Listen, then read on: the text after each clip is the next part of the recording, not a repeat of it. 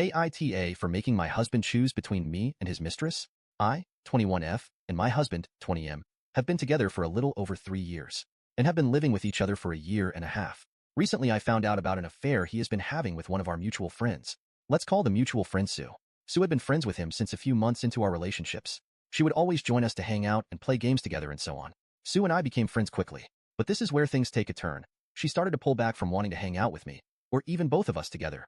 Sue would claim that she just wanted to hang out with the boys, even though that only included my husband, and how she didn't want to be involved with other girls as it gave her anxiety. Although being bitter about the situation, I understood and gave her the time to hang out with my husband and space away from me. I found out about the affair while my husband was in the shower and left his phone unlocked and in the room with me. She had called him, so I picked up. Without letting me get a word in, she started going off about how he was going to call her when he was in the shower to have sexy time and how she couldn't wait for him to come over to her house tonight. I hung up immediately. I couldn't believe he would do that and thought it was a prank call and left it at that. Until later that night, he had randomly left the house with his computer open. I know I shouldn't have, but I went through their messages as his computer gets his text messages as well. This affair had been going on for about a year, and it's to the point that they are sending lovey quotes back and forth to one another and telling each other they love one another every day.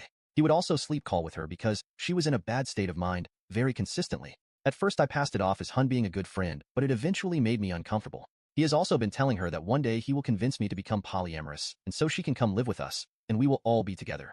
I am not poly and have made it very clear to him since the start of the relationship that polyamory was a boundary for me and would never be considered. He has never mentioned anything about him being polyamorous as well during all this time.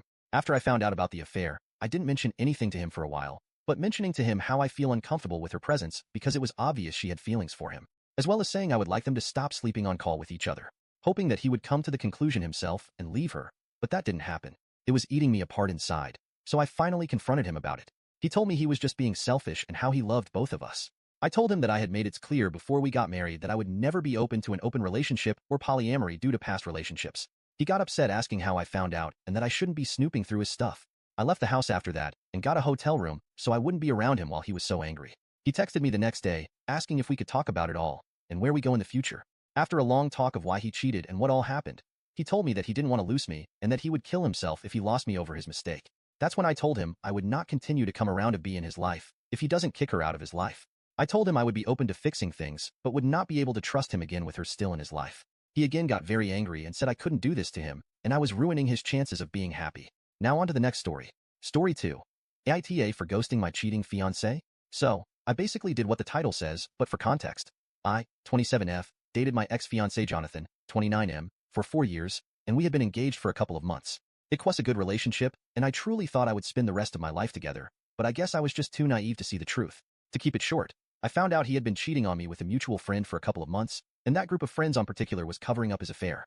They were all acting strange. So I went through his phone and I found out they had like a separate group where they even made fun of me for not realizing. I was furious, and my first impulse was to berate them all. However, I ended up deciding to just disappear from their lives. Any confrontation was clearly a waste of time with this people. When he went to work the next day, I packed everything I owned, took all the money I put on our joint account, which was a lot. Since we were paying for our wedding, we were planning a good honeymoon and wanted to buy a house. I blocked them from everywhere, put my accounts on private, changed my number, and I went back to my hometown and stayed with my mom and stepdad. I was so mad I even left my job right away. I told my friends and family what had happened, and then I decided to go on a big trip with some of the money I had put on our joint account. I left for 3 months. I had the time of my life and came back home like 2 months ago. I was able to get a job here, and I decided to start dating again. It's nothing serious, but I have been seeing this nice guy for about a month. I'm just trying to put my life back on track. Anyway, recently my family and friends are telling me that my ex and our ex-mutual friends are bombarding them with texts on social media. They apparently want to know where I am and are asking how I'm doing, and they are saying what I did was childish and I should just talk to them at least. I have no intention of this. For me, it's a closed phase of my life, and I literally did nothing at all. I just left. They will never see my face again or hear from me, and I told my close circle to just block or ignore them.